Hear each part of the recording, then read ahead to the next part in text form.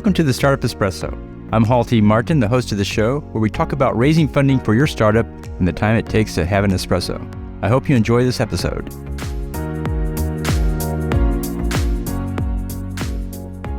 Hello, this is Hall T. Martin with the Startup Funding Espresso, your daily shot of startup funding and investing. In emailing an investor, the most important line is the subject line. This gets read by every recipient, even if they don't open the email. To make the best subject line, consider the following. Draw from your research of the investor and include key points that are relevant. Include the name of your company and what it does, such as Merexis launches first-to-market medical device. If the investor funds recurring revenue startups, then include recurring revenue in the subject line. Demonstrate a milestone in the subject line, such as hit 10K MRR revenue.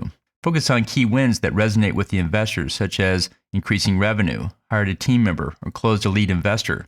Investors scan subject lines for what may be familiar or relevant to them. If you have a referral, call out the name of that contact. Keep it short and to the point. Long subject lines may not get read. Avoid the funny and cute, as this is a business email and not ad clickbait. Keep the subject line descriptive and avoid filler words.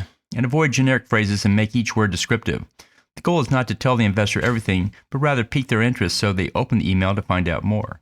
Thank you for joining us for the Startup Funding Espresso, where we help startups and investors connect for funding. Let's go start us into today.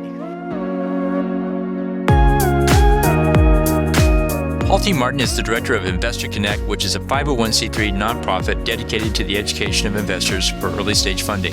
All opinions expressed by Hall and podcast guests are solely their own opinions and do not reflect the opinion of Investor Connect. This podcast is for informational purposes only and should not be relied upon as a basis for investment decisions.